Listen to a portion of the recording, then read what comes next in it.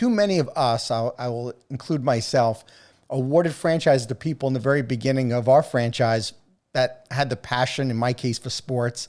And I quickly found out that that was not the winning formula. That's knowing or loving sports had any correlation between success and execution. Not at all. It was all about the business acumen first and foremost. And that's a lesson that unfortunately a lot of us franchisors go through. I'm glad you got that lesson really, really early on. That was smart. Yeah, we've learned a lot too. I mean, we actually are hosting another Meet the Team Discovery Day. We've got 4 franchisees in next week, and I sort of started off with, this is hard work. It's Good. very extremely rewarding. But if you don't want some hard work, this is probably not for you. And the hard work, I've been working hard at this since 2017, but I work hard at it because I love it, because I believe in it, because it's rewarding, because we're growing.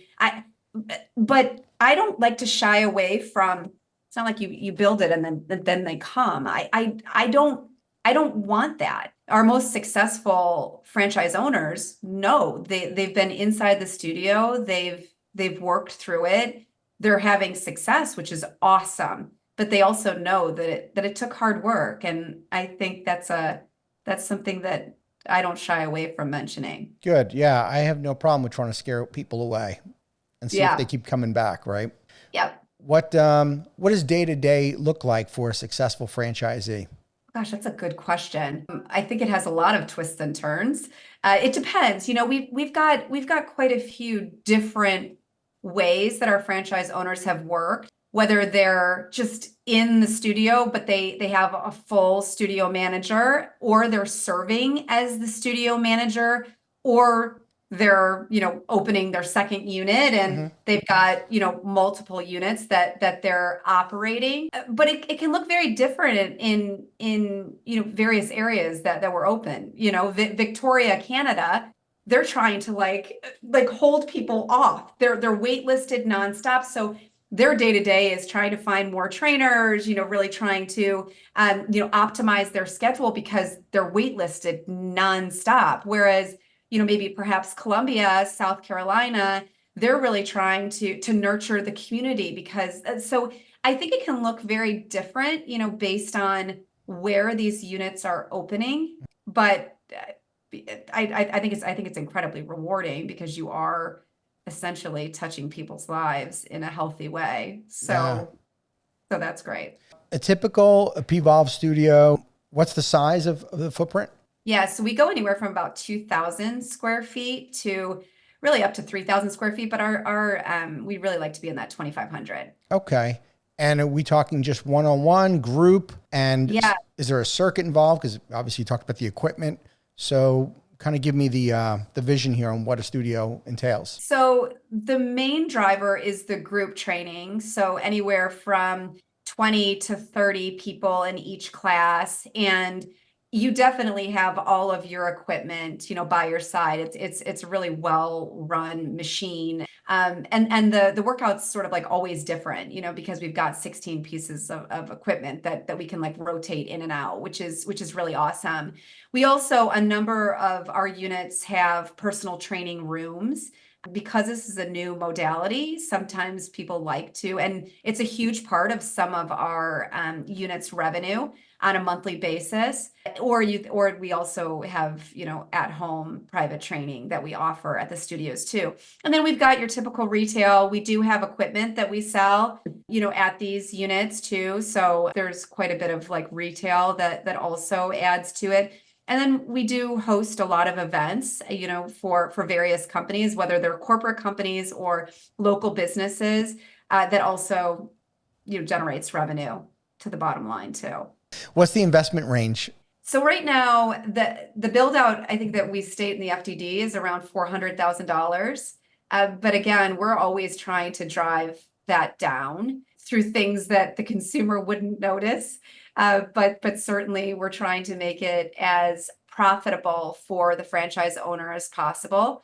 And so that's our most recent numbers that we state in the FDD. Okay. And what about the territory? How far apart are usually your studios from one another, or what do you, Yeah, what's your right goal there? now, I mean, right now we've awarded what, around 52 locations. So there's quite a bit of distance between Sure. units. But I'm actually a really huge proponent of density and market can be an advantage. Co-op advertising, the way that our franchise owners can collaborate with each other, and the more that we grow this audience of, again, I call them flag flyers, a word of mouth ambassadors, the better for everyone. Totally. And we're still like, it's not like we're putting these on top of each other, but we try and keep about like a 15-minute drive between. And I think the drive is really important because there's statistics around fitness that really women won't drive longer than, I think it's like 10 minutes or 12 minutes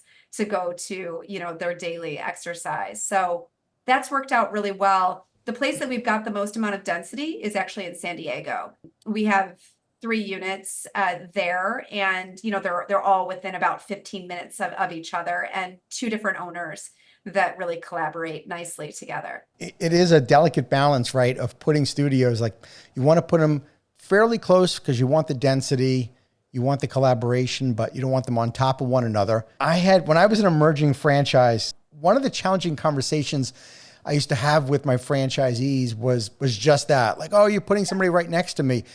And I always said, Julie, there's somebody coming next to you, whether it's our company or another brand. Like, you would much rather have a fellow franchisee next to you than a competitor, and that you guys can protect each other from competition by owning the market. There's actually a much bigger benefit to you guys having that density in the market than worry about whether somebody's 15 or 20 minutes away, because we can't prevent competition from coming in, but we can certainly prevent, or I want to say we can slow competition if we own the market. Like if PVOLVE owns San Diego, who's going to want to open a competing studio?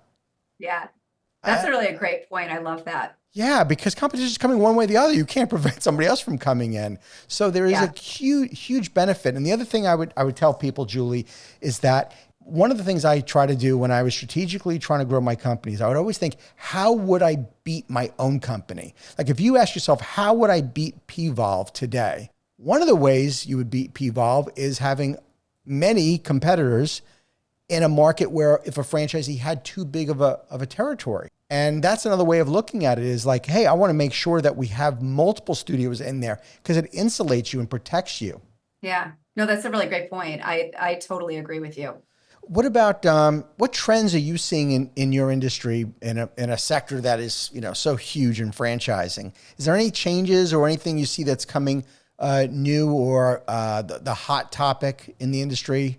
It's going to sound self-serving. It really is. But I mean, I read all of the trades, all of the, but it really is.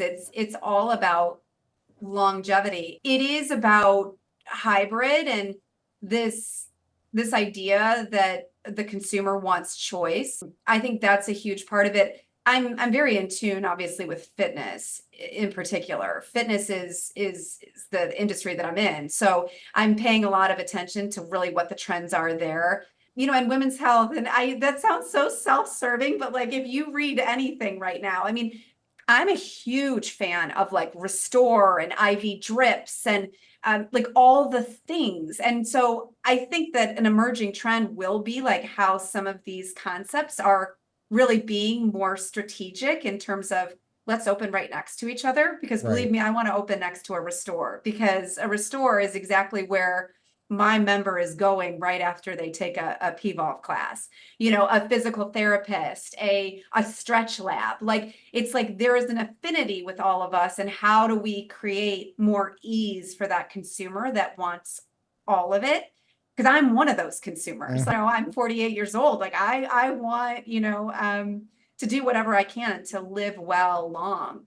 Yeah. What other brands have that you want to be in the same universe as? I mean, I just have some personal favorites. I mean, I love Restore. I think Restore is doing a killer job. And if you're not familiar with that concept, it's really like the infrared saunas, the IVs, the compression, those types of the red light therapy. I also think the cold plunges. There's a lot of concepts that are doing that right now, some better than others. I think stretching is going to continue to be something that's going to grow. So I like that. I think some of these concierge health, like Next Health, and where people are trying to take more focus on their own advocacy for their long-term health, those concierge and like peptides and things like that. I think that fits in really well because, PVOLVE, you will love it if you know what it does for you. You will love it. And it feels good. It's great. You're definitely going to start to see a change in your body, but do it for a while and you're going to experience this like aha moment where you're like hiking and you're better on your feet. You're downhill skiing and you're feeling like you're more mobile. It's just incredible. And I think that's an important thing. And I'll just say we do have clinical studies to prove it. We've been investing in clinical studies since 2019 and have everything from how we can build strength to a better balance for women 40 plus, which is unheard of, and to helping you with chronic lower back pain. So we don't just say it, we definitely try and prove it. Thank you for tuning into the Emerging Franchise Brands podcast. For additional insights, guest applications, and to stay connected, visit us at efbpodcast.com. The Emerging Franchise Brands podcast is for entertainment purposes only, and the views expressed do not necessarily represent those of Emerging Franchise Brands, its host Frank Fiume, or Emerging Franchise Group LLC.